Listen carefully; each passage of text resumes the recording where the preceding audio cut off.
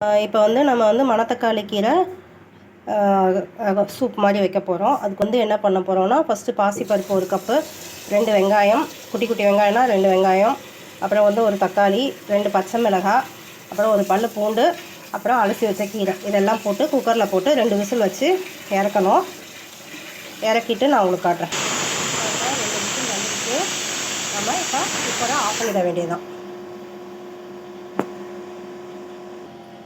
இப்போ இந்த கீரையை வந்து ஆஃப் பண்ணி எடுத்ததுக்கப்புறம் மசிச்சு, அதுக்கப்புறம் கொஞ்சம் மஞ்சத்தூள், 1/2 ஸ்பூன் மஞ்சத்தூள், கொஞ்சம் தேவைக்கு உப்பு போட்டு கொஞ்சம் தண்ணி ஊற்றி கொதிக்க விட்டுட்டு, அதுக்கப்புறம் வந்து தாளித்து கொட்ட வேண்டியதுதான். இதுக்கப்புறம் தேங்காய், சோம்பு இதெல்லாம் போட்டு அரைச்சி ஊற்றி கொஞ்சம் திக் கிரேவி மாதிரி கொண்டு வரதா இருந்தாலும் கொண்டு வரலாம், அதுவும் நல்லாயிருக்கும். இது வந்து நான் வந்து தேவையில்லை, எனக்கு தேங்காய் அரைச்சி ஊற்ற வேண்டாம்னு நினைக்கிறேன். அதனால நான் வந்து அப்படியே தாளித்து கொட்டி இறக்கிட போகிறேன். ஸோ இது நல்லா மசிச்சு விட்டாச்சு.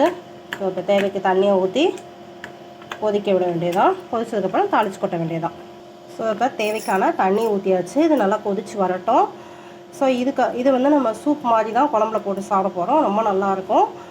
ஸோ வந்து இப்போ தாளித்து கொட்டுறதுக்கான வேலைகளை நம்ம செய்யலாம். ஸோ எண்ணெய் ஊற்றி தாளிக்கிறதுக்கு கடுகு போட்டிருக்கேன். கடுகு போட்டுட்டு 2 காஞ்ச மிளகா அதில் கிள்ளி போட்டுட்டு, அப்புறம் கறிவேப்பிலை போட்டு பெருங்காயத்தூள் போடுறது இருந்தால் உங்களுக்கு விருப்பம் இருந்தால் போடலாம், இல்லைன்னா விட்டுறலாம். ஸோ போட்டுட்டு இந்த குழம்புல சூப்பில் கொட்டிட வேண்டியதுதான். ஸோ அவ்வளோதான், முடிஞ்சு. தாளிக்கட்டும், வெடிக்கட்டும், கடுகு வெடிக்கட்டும். அதுக்கப்புறம் மிளகாவும் நம்ம கறிவேப்பிலையும் போட்டு இறக்கிட வேண்டியதான். ஸோ எல்லாம் போட்டாச்சு, கடுகு, கறிவேப்பிலை, மிளகாய் எல்லாம் போட்டாச்சு. இப்போ இதை எடுத்து கொட்டி இறக்க வேண்டியதுதான். ஸோ இப்போ கொட்ட வேண்டியதான், கொட்ட போகிறோம். அவ்வளோதாங்க, சூப்பு ரெடி. ஆஃப் பண்ண வேண்டியதுதான்.